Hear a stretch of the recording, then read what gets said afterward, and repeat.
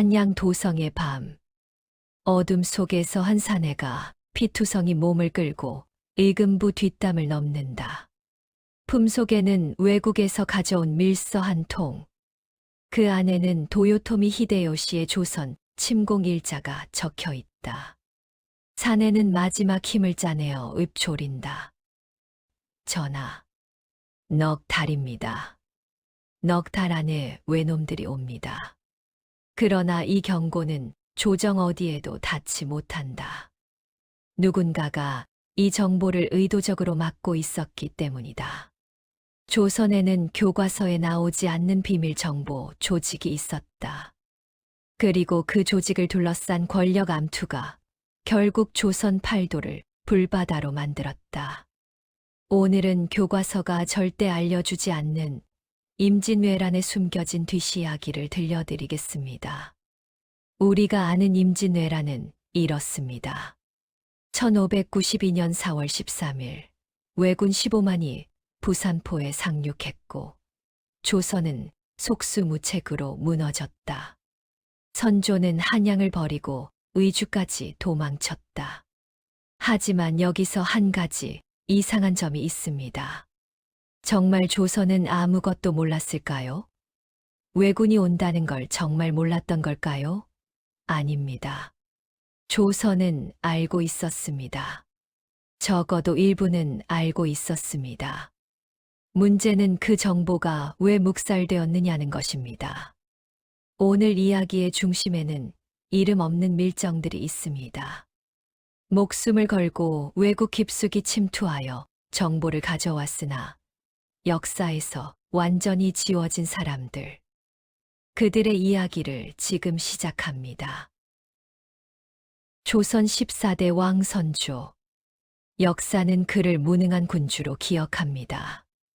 그러나 선조에게는 알려지지 않은 면모가 하나 있었습니다. 바로 정보에 대한 집착이었습니다. 선조는 왕위에 오르기 전부터 불안한 사람이었습니다. 그도 그럴 것이 선조는 반개 혈통으로 왕위에 오른 임금이었습니다. 명종이 후사 없이 승하하자 먼 혈통인 하성군이 갑작스럽게 왕이 된 것입니다. 정통성이 약한 왕. 언제 어디서 자신을 끌어내릴 움직임이 있을지 모른다는 불안감. 이것이 선조를 정보의 세계로 끌어들인 최초의 동기였습니다. 공식적으로 조선의 정보기관은 일금부와 포도청이었습니다. 일금부는 왕명을 받아 영모와 중죄를 다스리는 기관이고 포도청은 도적과 치안을 담당하는 곳이었습니다. 그러나 선조는 이 두 기관만으로는 부족하다고 느꼈습니다. 일금부는 대신들의 눈치를 봐야 했고 포도청은 사헌부의 감시를 받았습니다. 왕이 직접 통제하는 누구의 간섭도 받지 않는 정보 루트가 필요했습니다. 선조는 내시부를 활용했습니다. 내시들은 궁궐 깊숙한 곳까지 자유롭게 드나들 수 있었고 대신들이 내시의 움직임을 일일이 감시하기는 어려웠습니다. 선조는 신임하는 내시 서너 명을 통해 궁 밖의 정보를 수집했습니다. 한양 도성 안의 여론, 대신들의 사적인 모임, 지방관하에서 올라오는 비공식 보고까지. 이 모든 것이 내시들의 입을 통해 선조의 귀에 들어갔습니다. 그러나 이것은 시작에 불과했습니다. 선조의 정보망은 점차 궁 밖으로 그리고 국경 밖으로 뻗어나가기 시작합니다. 1580년대 일본에서 심상치 않은 움직임이 감지되기 시작했습니다. 오다 노부나가 사후 도요토미 히데요시라는 인물이 일본 열도를 빠르게 통일해 나가고 있었습니다. 전국시대 100여 년간 전쟁만 해온 사무라이 수십만 명. 이들의 칼끝을 어디로 돌릴 것인가? 히데요시의 답은 명확했습니다. 조선을 거쳐 명나라로. 이 소식은 대마도를 통해 조선에 흘러들어왔습니다. 대마도, 지금의 쓰시마는 조선과 일본 사이에 위치한 섬으로 양국 무역의 중개지였습니다. 대마도주 소 요시토시는 조선과의 무역으로 먹고 사는 처지였기에 전쟁이 나면 가장 곤란한 입장이었습니다. 그런데 이 대마도에 조선의 밀정이 있었습니다. 공식 기록에는 탐외인이라 불리는 이들이 등장합니다. 탐외인, 말 그대로 외국을 살피는 사람. 이들은 외관에 상주하는 역관이나 상인의 신분으로 위장하여 일본의 동향을 탐지하는 임무를 수행했습니다. 그 중에서도 특히 주목할 인물이 있습니다. 기록에는 그의 이름조차 제대로 남아있지 않습니다. 다만 김모라는 성만 전해질 뿐입니다. 이 김모라는 자는 대마도 외관에서 통역관 행세를 하며 실제로는 일본 상인과 무사들 사이에서 군사 정보를 수집하는 역할을 맡고 있었습니다. 김모는 대마도주의 가신들과 술자리를 함께하며 정보를 빼냈습니다. 외국에서 대규모 선박 건조가 진행 중이라는 것, 히데요시가 전국의 다이묘들에게 병력 차출 명령을 내렸다는 것, 그리고 조선 침공의 시기가 점점 구체화되고 있다는 것. 이 정보들은 비밀 서신의 형태로 부산포를 거쳐 한양까지 전달되었습니다. 그러나 정보가 한양에 도착한 후 벌어진 일은 김모가 상상도 못한 것이었습니다. 1590년 3월, 선조는 마침내 공식적인 정보 확인에 나섭니다. 일본의 통신사를 파견한 것입니다. 정사 황윤길, 부사 김성일. 이 두 사람의 이름은 임진왜란사에서 빠지지 않는 이름입니다. 그런데 여기서 우리가 놓치는 사실이 하나 있습니다. 통신사 일행에는 공식 수행원 외에 별도의 임무를 띤 인원이 섞여 있었습니다. 이들은 통신사의 호위 무사나 하금, 역관으로 위장했지만 실제로는 선조의 밀명을 받고 일본의 군사력을 직접 파악하라는 지시를 받은 자들이었습니다. 이 비밀 요원들은 통신사 일행이 교토로 이동하는 동안 길목마다 일본의 성곽 구조, 병력 배치, 무기 현황을 눈에 담았습니다. 그들이 본 것은 충격적이었습니다. 일본 전역이 전쟁 태세로 전환되고 있었습니다. 항구마다 전함이 건조되고 있었고 거리에는 무장한 병사들이 넘쳐났습니다. 조선과는 비교도 안 되는 규모의 군비 증강이 진행 중이었습니다. 특히 한 비밀 요원이 목격한 장면은 소름이 끼치는 것이었습니다. 나고야, 지금의 사가현 히젠 나고야에 거대한 군사 기지가 건설되고 있었습니다. 수만 명의 인부가 성을 쌓고 해안에는 수백 척의 군선이 닻을 내리고 있었습니다. 이것은 단순한 국내 분쟁 준비가 아니었습니다. 바다를 건너기 위한 원정 기지였습니다. 비밀 요원은 이 광경을 보고 자신이 돌아가 보고해야 할 내용이 조선의 운명을 결정짓게 될 것임을 직감했습니다. 그는 일본인 감시의 눈을 피해 밤마다 자신이 본 것을 기억에 새기고 또 새겼습니다. 이들의 보고는 선조에게 직접 전달되었습니다. 내용은 명확했습니다. 이 대규모 침공을 준비하고 있으며 그 시기는 12년 이내라는 것. 그런데 역사에 기록된 것은 전혀 다른 이야기입니다. 정사 황윤길은 외국이 반드시 침범할 것이라 보고했고 부사 김성일은 그러한 정황을 보지 못했다고 반박했습니다. 조정은 둘로 갈라졌습니다. 서인 쪽은 황윤길의 말을 지지했고 동인 쪽은 김성일의 보고를 밀었습니다. 여기서 핵심적인 의문이 제기됩니다. 정말 몰랐을까요? 같은 길을 걸으며 같은 일본을 보았는데 어떻게 이렇게 다른 보고가 나올 수 있었을까요? 후대의 많은 학자들은 김성일이 몰랐다가 아니라 정치적 판단을 한 것이라고 분석합니다. 당시 동인의 수장 유성룡과 김성일은 가까운 사이였고 동인 정권 유지를 위해서는 전쟁 위기를 부풀리는 것이 불리했습니다. 만약 황윤길의 보고가 채택되면 서인이 주도하는 군비 강화가 이루어지고 이는 동인 세력의 약화로 이어질 수 있었습니다.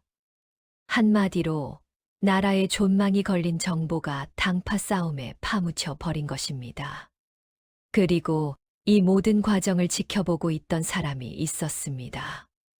바로 선조 자신이었습니다. 여기서부터가 이 이야기의 가장 어두운 대목입니다. 선조는 비선 정보망을 통해 이미 외국의 침공 준비 사실을 알고 있었습니다. 대마도의 밀정들이 보내온 정보, 통신사에 끼워 보낸 비밀 요원들의 보고, 심지어 대마도 주소 요시토시가 직접 보낸 경고 서한까지.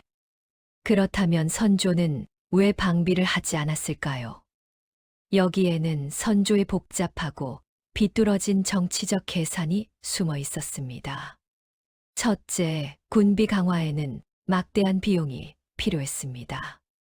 둘째, 전쟁 대비를 선언하면 백성들이 동요하고 그 책임은 왕에게 돌아올 것이었습니다. 셋째, 만약 전쟁 대비를 했는데 전쟁이 안 오면 그것은 선조의 정치적 오판으로 기록될 터였습니다. 그러나 가장 결정적인 이유는 따로 있었습니다. 선조는 신하들을 믿지 않았습니다. 아니, 정확히 말하면 신하들이 강해지는 것을 두려워했습니다. 전쟁 대비를 하려면 군권을 강화해야 합니다. 군권이 강화되면 특정 신하에게 군사력이 집중됩니다. 방계 출신으로 왕위에 오른 선조에게 군사력을 쥔 강력한 신하란 곧 자신의 왕위를 위협하는 존재였습니다. 실제로 선조는 평소에도 이순신, 류성룡 같은 유능한 인재들을 끊임없이 견제했습니다. 능력이 뛰어난 신하일수록 더 경계했습니다. 이것이 선조의 본질이었습니다. 나라를 지키는 것보다 자신의 왕좌를 지키는 것이 먼저였던 왕. 그래서 선조는 가장 비겁한 선택을 합니다. 정보를 알면서도 모른 척한 것입니다. 밀정들의 보고를 받아들고도 조정회의에서는 확실한 근거가 없다며 넘겼습니다. 황윤길의 전쟁 경고를 김성일의 반박으로 상쇄시키고 결국 아무런 조치도 취하지 않았습니다. 이것은 단순한 무능이 아니었습니다. 의도적인 묵살이었습니다. 그리고 그 대가는 목숨을 건 밀정들에게 돌아갔습니다. 1592년 봄, 부산포 외관 근처의 한 주막.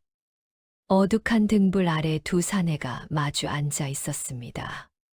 한 명은 외관 출입 허가를 받은 조선인 상인, 또 한 명은 대마도에서 건너온 일본인 행상으로 위장한 사실은 조선인 밀정이었습니다. 밀정의 이름은 기록에 남아있지 않습니다. 다만 그가 전한 정보의 내용만이 단편적으로 전해집니다. 그가 말했습니다. 보름 안에 온다. 보름. 첫 번째 공격 목표는 부산포. 선봉장은 고니시 유키나가. 병력은 1만 8천. 그 뒤를 가토 기요마사의 2만 2천이 따른다. 총동원 병력 15만 이상. 경로는 부산에서 한양까지 직선으로 북상. 이 정보는 즉각 부산 첨사에게 전달되어야 했습니다. 그러나 부산 첨사 정발은 이 보고를 받지 못했습니다. 아니, 받았는지도 모릅니다. 기록이 없으니 알 수 없습니다. 다만 확실한 것은 부산포는 아무런 전투 태세 없이 왜군을 맞이했다는 사실입니다. 왜 정보가 닿지 않았을까요? 여기에는 조선 관료, 체제의 구조적 문제가 있었습니다. 밀정의 보고는 공식 루트가 아니었습니다. 비선 정보는 정규 군사 지휘 체계 밖에 존재했습니다. 밀정이 아무리 급박한 정보를 가져와도 그것을 공식 명령으로 전환할 수 있는 사람이 없었습니다. 의금부에 보고하면 근거가 불충분하다며 묵살되고 포도청에 알리면 우리 소관이 아니다며 떠넘겨졌습니다. 비선 정보망의 치명적 약점이 여기 있었습니다. 정보를 수집하는 체계는 있었지만 그 정보를 실행으로 옮기는 체계가 없었던 것입니다. 전쟁이 시작된 후에도 밀정들의 활동은 멈추지 않았습니다. 아니, 오히려 전쟁 중의 첩보 활동이야말로 가장 치열하고 위험한 것이었습니다. 임진왜란이 발발하고 왜군이 파죽지세로 북상하는 동안 조선 곳곳에는 왜군 진영에 침투한 간자들이 활동하고 있었습니다. 이들 중 상당수는 왜군에게 항복한 것처럼 위장한 조선인들이었습니다. 일본어를 할 줄 아는 역관 출신, 왜관 근처에서 일본인과 교류하며 일본 풍습에 익숙해진 상인들.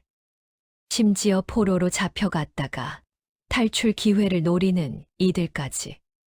이들은 왜군 진영에서 짐꾼이나 자벽부로 일하면서 왜군의 이동 경로, 병력 규모, 보급 상황, 지휘관들의 작전 회의 내용을 엿듣고 기록했습니다. 기록이라고 해봐야 종이를 구하기 어려우니 천 조각의 먹으로 간단한 부호를 적거나 아예 암기하여 구두로 전달하는 수밖에 없었습니다. 이 정보들은 어떻게 조선 측에 전달되었을까요? 의병 조직이 중간 역할을 했습니다. 왜군 점령 지역에서 활동하는 의병들은 산속에 거점을 두고 있었는데 밀정들은 왜군 진영을 빠져나와 의병 거점으로 정보를 전달했습니다. 의병은 다시 이 정보를 관군에게 넘겼고 관군은 전선의 지휘관에게 보고했습니다. 이 느슨하고 위험천만한 정보망이 그래도 작동은 했습니다. 가장 극적인 사례가 하나 있습니다. 1592년 여름 왜군이 평양을 점령하고 있을 때 한 밀정이 왜군의 평양성 방어 배치도를 입수하여 명나라 원군 지휘관 이여송에게 전달한 일이 있었습니다. 이 정보가 이듬해 1월 평양성 탈환 작전의 결정적 단서가 되었다고 전해집니다. 물론 그 밀정의 이름은 역사에 남아있지 않습니다. 임진왜란의 첩보전에서 빠질 수 없는 이름이 있습니다. 사야가, 본명 김충선, 일본 이름으로는 사야카. 공식 역사에서 사야가는 가토 기요마사 휘하에 왜군 장수로 참전했다가 조선의 문화와 예의에 감화되어 귀순한 인물로 기록되어 있습니다. 그러나 과연 그것이 전부일까요? 일부 학자들은 사야가의 귀순이 단순한 감화가 아니라 사전에 계획된 공작의 결과일 수 있다는 가설을 제기합니다. 즉, 조선의 첩보 조직이 왜군 내부의 불만 세력을 포섭하여 귀순을 유도했을 가능성이 있다는 것입니다. 근거가 전혀 없는 것은 아닙니다. 사야가가 귀순할 때 그는 혼자 오지 않았습니다. 휘하, 병력 수백 명을 이끌고 왔습니다. 단순히 한 개인이 감화를 받아서 적군에 투항하는 것과 수백 명을 조직적으로 이끌고 넘어오는 것은 전혀 다른 차원의 일입니다. 후자는 사전 교섭 없이는 불가능한 수준의 작전입니다. 누가 이 교섭을 주도했을까요? 기록은 침묵하고 있습니다. 다만 사야가가 귀순한 이후 그는 조선 조정으로부터 파격적인 대우를 받았습니다. 관직을 받고 조선 성씨인 김씨를 하사받고 경상도에 정착하여 후손을 이어갔습니다. 이 정도의 대우는 단순 귀순자에게 주어지는 수준을 넘어서는 것이었습니다. 어쩌면 사야가는 조선이 만들어낸 가장 성공적인 전양 공작의 결과물이었는지도 모릅니다. 이순신. 이 이름 앞에서는 모든 수식어가 무색해집니다. 그런데 우리가 이순신에 대해 잘 모르는 것이 하나 있습니다.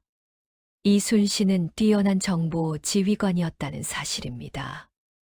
이순신의 연전연승은 단순히 거북선의 위력이나 그의 전술적 천재성만으로 설명되지 않습니다. 이순신은 전투 전에 반드시 적의 위치, 병력, 이동 경로를 정확히 파악했습니다. 어떻게? 그에게는 촘촘한 정보망이 있었습니다. 난중일기를 자세히 읽어보면 이순신이 얼마나 정보 수집에 공을 들였는지 알 수 있습니다. 그는 어민들을 활용했습니다. 남해안 곳곳의 어부들은 바다 위에서 외선의 움직임을 가장 먼저 목격하는 사람들이었습니다. 이순신은 이 어부들에게 외선을 발견하면 즉시 보고하도록 조직화했습니다. 일종의 해상 감시망을 구축한 것입니다. 또한 이순신은 해안 마을에 탐망꾼을 배치했습니다. 탐망꾼이란 적의 동태를 살피는 정찰병을 말합니다. 이들은 높은 곳에서 바다를 감시하다가 외선이 나타나면 봉화를 올리거나 전령을 보내어 수군 진영에 알렸습니다. 이순신의 정보 체계에서 가장 놀라운 부분은 항외인의 활용이었습니다. 항외인이란 조선에 투항한 외인을 말합니다. 이순신은 이들 항외인을 신문하여 왜군의 내부 사정, 보급 상황, 지휘관들의 성격과 약점까지 파악했습니다. 난중일기에는 항외인을 통해 얻은 정보를 바탕으로 작전을 수립한 기록이 여러 차례 등장합니다. 한산도 대첩을 떠올려 보십시오. 이순신은 적을 넓은 바다로 유인하여 하객진으로 포위 섬멸했습니다. 이 유인 작전이 성공하려면 적이 어디에서 출발하여 어느 방향으로 이동하는지를 미리 알아야 했습니다. 이순신은 알고 있었습니다. 밀정들이 알려주었기 때문입니다. 전쟁은 정보로 시작되고 정보로 끝납니다. 이순신은 그것을 누구보다 잘 이해한 지휘관이었습니다. 전쟁이 교착 상태에 빠지자 조선, 명나라, 일본 사이에 복잡한 강화 교섭이 시작됩니다. 1593년부터 1597년까지 이어진 이 교섭 기간은 실은 또 다른 전쟁터였습니다. 정보와 기만의 전쟁터. 이 교섭의 중심에 고니시 유키나가의 부하 나이토 조안이 있었습니다. 그리고 명나라 측에서는 심유경이라는 인물이 교섭을 맡았습니다. 이 두 사람 사이에서 벌어진 일은 세계 외교사에서도 유례를 찾기 힘든 대규모 사기극이었습니다. 심유경은 명나라 조정에 히데요시가 명나라에 항복하겠다고 했다고 거짓 보고했고, 나이토 조안은 히데요시에게 명나라 황제가 일본의 요구를 모두 수락했다고 거짓 보고했습니다. 양쪽 다 거짓말. 양쪽 다 자기 편 상급자를 속이고 있었던 것입니다. 그런데 이 사기극을 간파한 것이 조선의 첩보원들이었습니다.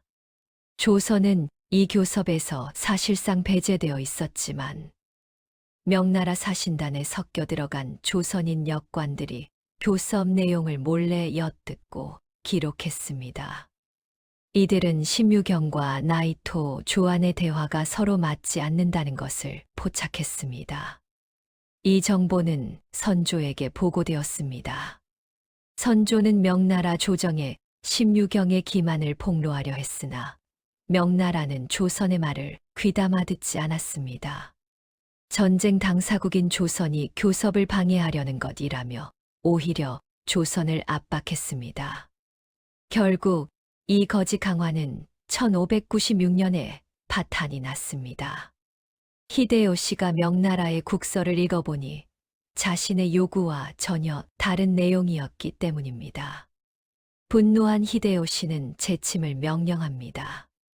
이것이 1597년 정유재란의 시작입니다. 조선의 밀정들은 이 재침 정보도 사전에 입수했습니다. 이번에는 선조도 무시할 수 없었습니다. 한 번 당한 전쟁이었으니까요.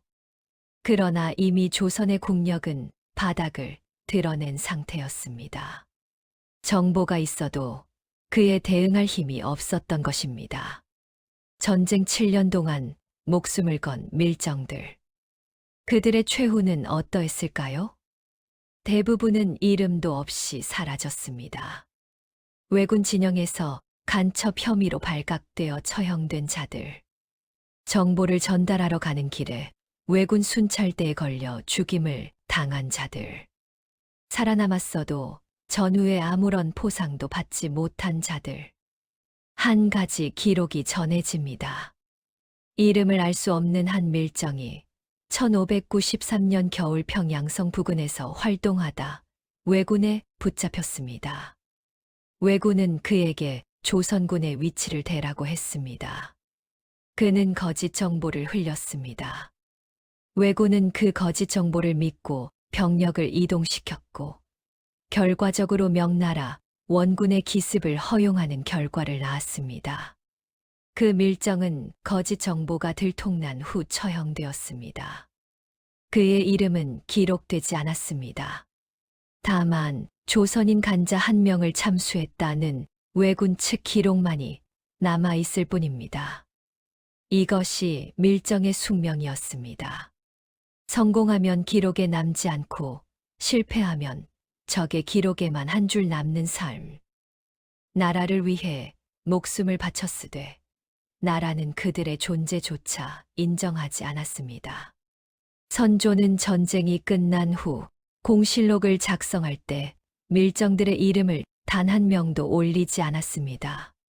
선무공신, 호성공신 명단에는 전쟁 중 도망친 신하들의 이름은 있어도 적진에서 목숨을 걸고 정보를 가져온 밀정들의 이름은 없었습니다. 왜 그랬을까요? 이유는 간단합니다.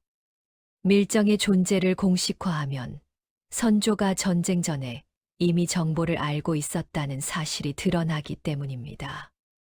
그리고 그것은 선조가 전쟁을 막을 수 있었음에도 막지 않았다는 의미가 됩니다. 선조는 자신의 치부를 가리기 위해 밀정들의 존재를 역사에서 지워버린 것입니다. 전쟁이 끝난 후 살아남은 밀정들은 어떻게 되었을까요? 대부분은 원래의 신분으로 돌아갔습니다. 상인은 다시 상인이 되고 역관은 다시 역관이 되었습니다. 그들이 전쟁 중 무엇을 했는지 아는 사람은 극소수에 불과했습니다. 가족에게도 말할 수 없었습니다.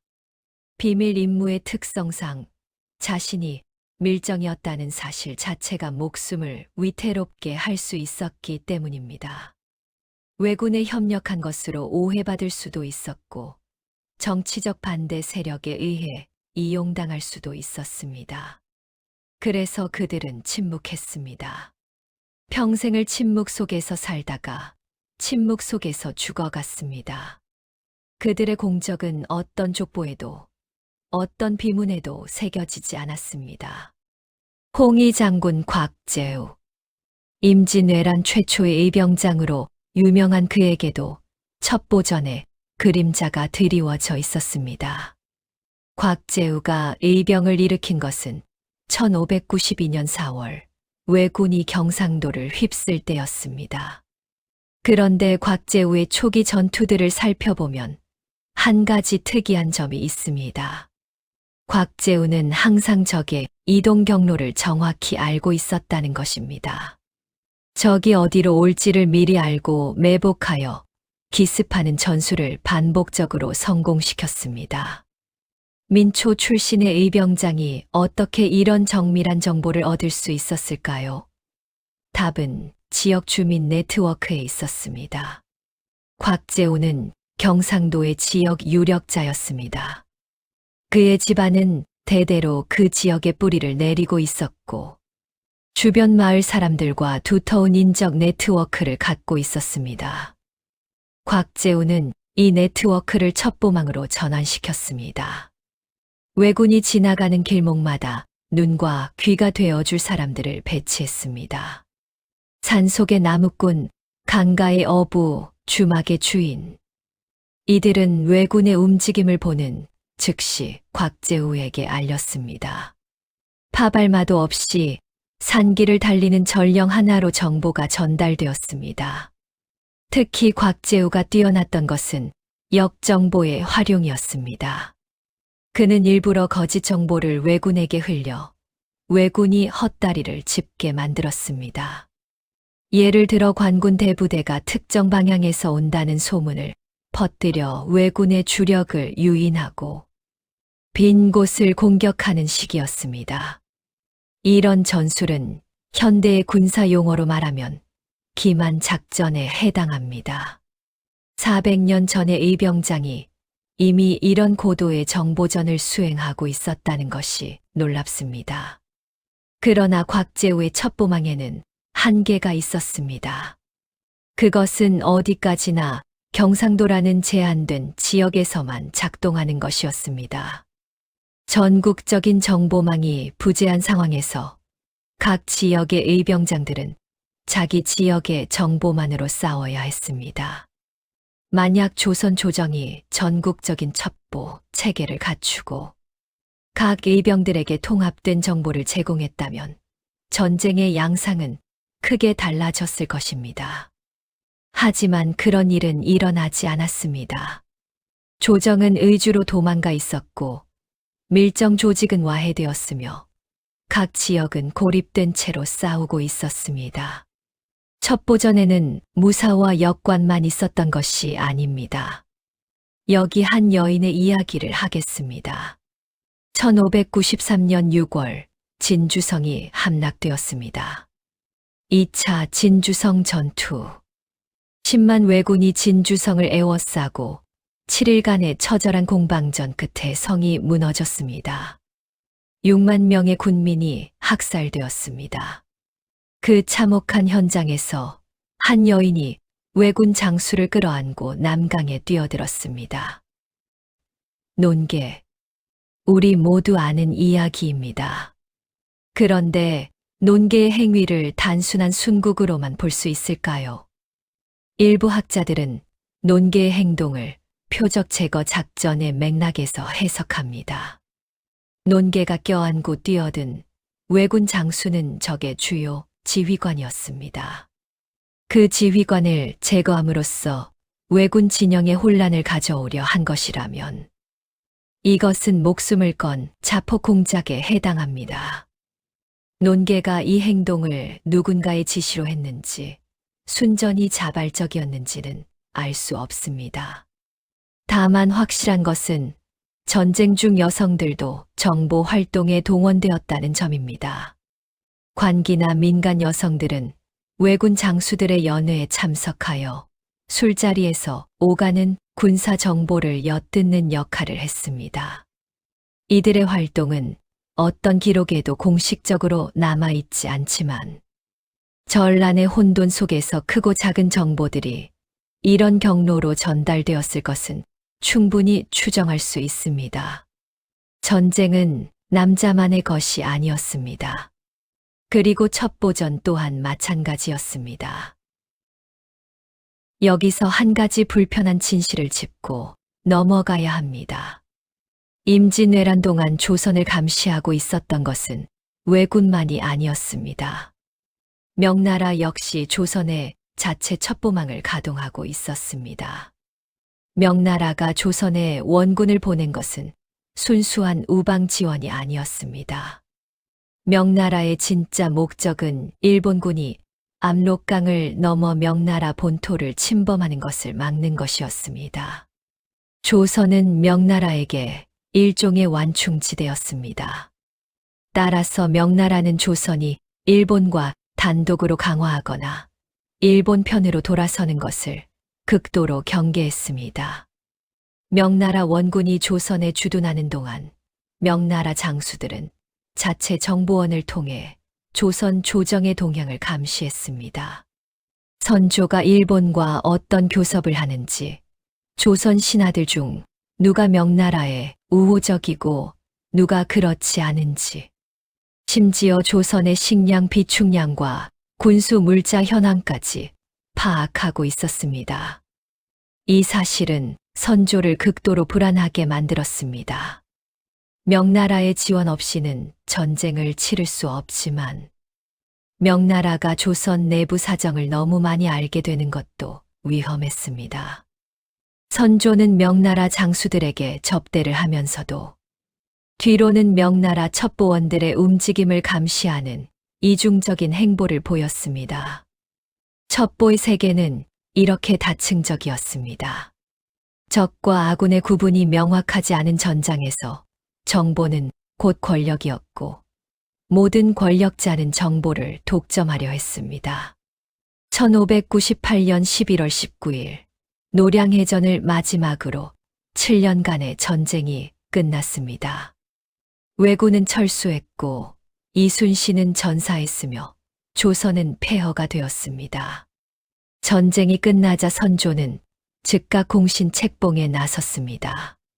전란중 왕을 호종한 신하들에게는 호성공신, 전투에서 공을 세운 이들에게는 선무공신, 이몽학의 난을 진압한 이들에게는 청난공신, 총 3종류의 공신이 책봉되었습니다. 그런데 이 공신 명단을 자세히 들여다보면 기이한 점이 발견됩니다. 호성공신 86명 중 상당수가 전쟁 중 선조와 함께 도망친 내시, 궁인, 하급 관리들이었습니다. 반면 전장에서 실제로 싸운 장수들 중에는 공신 명단에서 누락된 이가 적지 않았습니다. 그리고 첩보 활동을 수행한 밀정들은 단 한 명도 포함되지 않았습니다. 더 심각한 것은 기록의 말살이었습니다. 전쟁 전 비선 정보망의 존재를 암시하는 문서들이 의도적으로 폐기되었다는 정황이 있습니다. 선조실록을 보면 전쟁 전 외국의 침공 징후에 대한 논의가 매우 소략하게 기록되어 있습니다. 실록이란 사관이 빠짐없이 기록하는 것이 원칙인데 유독 이 부분만 내용이 빈약한 것입니다. 선조 사후 편찬된 선조수정실록에서야 비로소 전쟁 전 외국의 침공, 징후를 무시한 조정의 실책이 다소 보완되어 기록됩니다. 그러나 밀정 조직의 존재나 비선 정보, 루트에 대한 구체적인 기록은 여전히 찾아볼 수 없습니다. 역사는 승자가 쓴다고 합니다. 그러나 이 경우에는 다릅니다. 역사는 권력자가 쓴 것입니다. 그리고 권력자는 자신에게 불리한 것을 지웠습니다. 우리는 지금까지 조선 쪽의 첩보 활동만 이야기했습니다. 그런데 왜군 쪽도 만만치 않았습니다. 도요토미 히데요시의 조선 침공군은 단일한 세력이 아니었습니다. 고니시 유키나가, 가토 기요마사, 구로다 나가마사 등 각 다이묘들이 자기 병력을 이끌고 참전한 것이었습니다. 이 다이묘들 사이에는 극심한 경쟁 관계가 있었습니다. 특히 고니시 유키나가와 가토 기요마사의 대립은 유명합니다. 고니시는 상인 출신으로 외교와 협상을 중시했고 가토는 무골 출신으로 무력에 의한 정복을 주장했습니다. 이 두 사람은 조선 전선에서도 서로를 견제하며 각자의 첩자를 상대의 진영에 심어놓고 있었습니다. 왜군 진영 내부에서도 첩보전이 벌어지고 있었던 것입니다. 조선의 밀정들은 이러한 왜군 내부의 분열을 간파하고 이용했습니다. 고니시 진영에 접근하여 가토의 동향을 알려주고 가토 진영에는 고니시의 움직임을 흘리는 식으로 왜군 내부의 불화를 증폭시키는 공작을 펼쳤습니다. 이것은 매우 위험한 게임이었습니다. 양쪽 모두를 상대로 정보를 주고받다가 정체가 탄로나면 어느 쪽에서도 살려주지 않았을 것입니다. 실제로 이런 이중 공작을 수행하다 발각되어 처형된 조선인 밀정이 있었다고 전해지나 역시 구체적인 기록은 남아있지 않습니다. 밀정이 아무리 중요한 정보를 입수해도 그것을 안전하게 전달할 수 없다면 아무 소용이 없습니다. 조선의 밀정들은 어떤 방식으로 비밀 통신을 했을까요? 첫째, 암어를 사용했습니다. 암어란 일종의 암호 언어로 특정 단어를 다른 단어로 바꾸어 사용하는 것입니다. 예를 들어 왜군이 북상한다를 장사배가 상류로 올라간다로 바꾸는 식이었습니다. 만약 밀서가 왜군 손에 넘어가도 이것이 군사정보라는 것을 알아채기 어렵게 만든 것입니다. 둘째, 물리적 은닉이었습니다.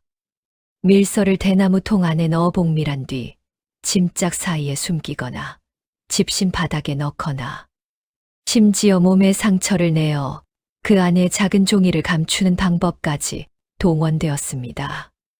가장 흔한 방법은 밀서를 삼키는 것이었습니다. 얇은 기름 종이에 적어 둥글게 말아 삼킨 뒤 목적지에 도착하여 토해내는 것입니다. 셋째, 구두 전달이었습니다. 글로 남기면 증거가 되므로 아예 문서를 만들지 않고 구전으로만 전달하는 방법이었습니다. 밀정은 정보를 암기한 후 정해진 접선 장소에서 구두로 보고했습니다. 이 방법은 안전하지만 정보의 정확도가 떨어질 수 있다는 단점이 있었습니다. 중간에 한 단계만 거쳐도 내용이 왜곡될 수 있었기 때문입니다. 넷째, 봉화와 신호 체계가 있었습니다. 이것은 주로 의병 조직에서 활용한 방법으로 산봉우리에서 연기를 피우거나 횃불을 흔드는 것으로 적의 접근을 알렸습니다. 연기의 수나 횃불의 방향으로 적의 규모와 이동 방향까지 표현할 수 있었습니다. 이런 원시적이지만 절박한 통신 체계로 조선의 밀정들은 전쟁 7년 동안 정보를 이어갔습니다. 한 줌의 정보가 수백 명의 목숨을 살리기도 하고 정보의 지연이 수천 명의 죽음을 초래하기도 했습니다.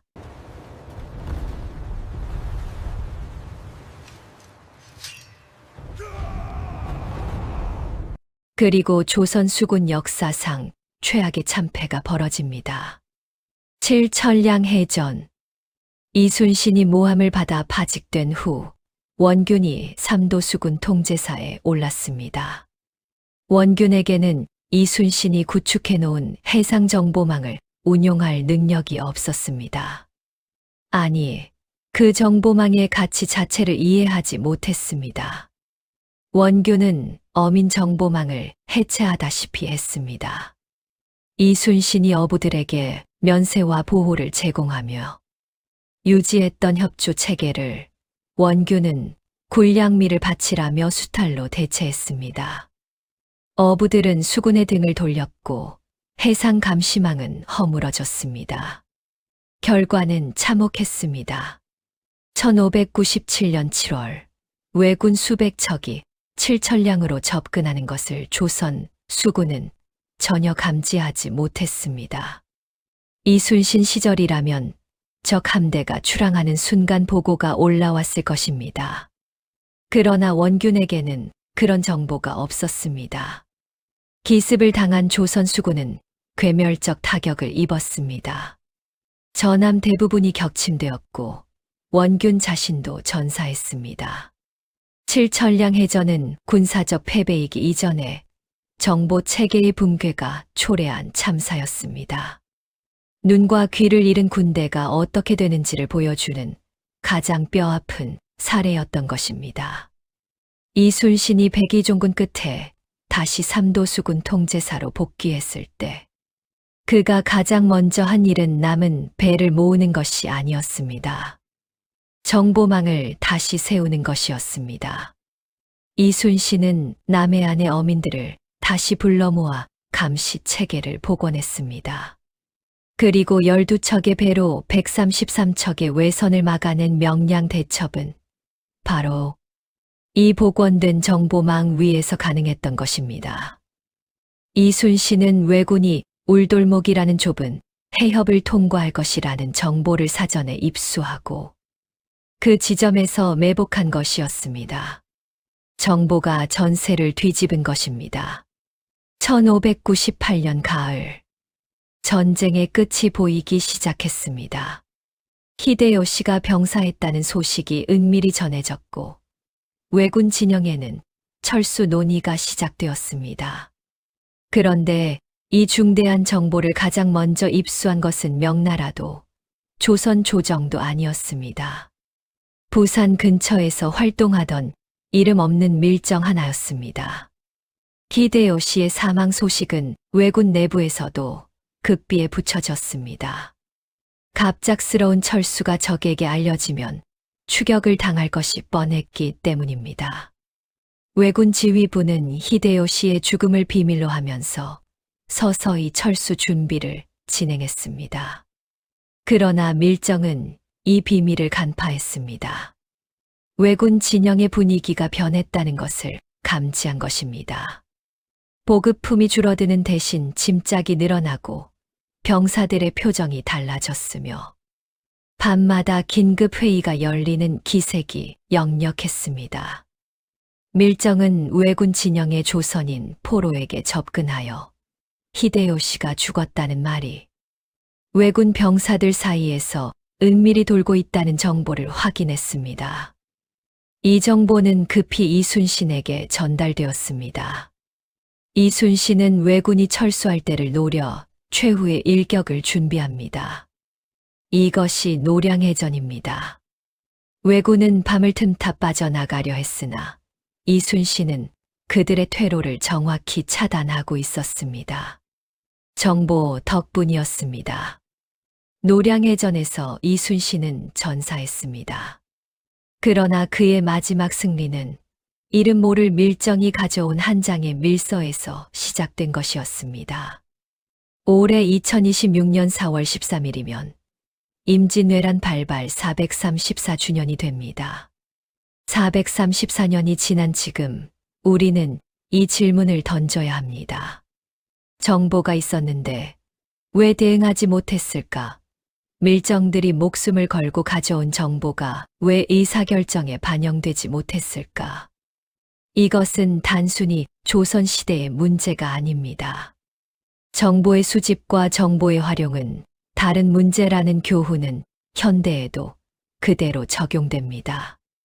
2001년 미국 911 테러 전에도 미국 정보기관들은 테러 징후를 포착하고 있었습니다. 그러나 기관 간 정보 공유가 이루어지지 않아 테러를 막지 못했습니다. 조선도 마찬가지였습니다. 정보를 수집하는 체계는 존재했으나 그것을 통합하고 의사결정에 반영하는 시스템이 없었습니다.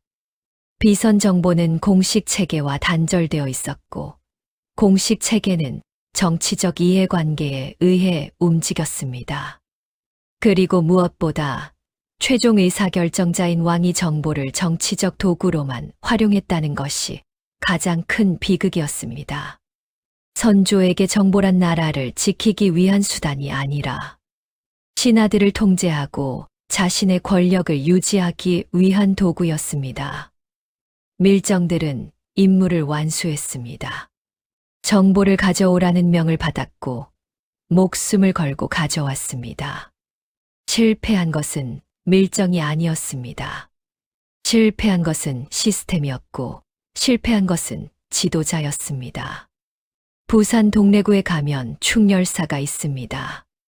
임진왜란 때 동래성을 지키다 전사한 송상현 부사와 장졸들을 모신 사당입니다. 그곳에 가면 이름이 새겨진 위패들 사이에 이름 없이 무명이라고만 적힌 위패들이 있습니다. 저는 그 무명의 위패들 중에 어쩌면 이름 없는 밀정들의 영혼도 함께 모셔져 있기를 바랍니다. 왜군이 온다고 외쳤으나 아무도 듣지 않았던 자들. 적진 깊숙이 들어가 정보를 가져왔으나 공실록에 이름 한 줄 남기지 못한 자들. 그들이야말로 진정한 구국의 영웅이었을 것입니다. 역사는 그들의 이름을 기억하지 않습니다. 그러나 그들이 존재했다는 사실만은 이 이야기를 통해 기억해 주시기 바랍니다.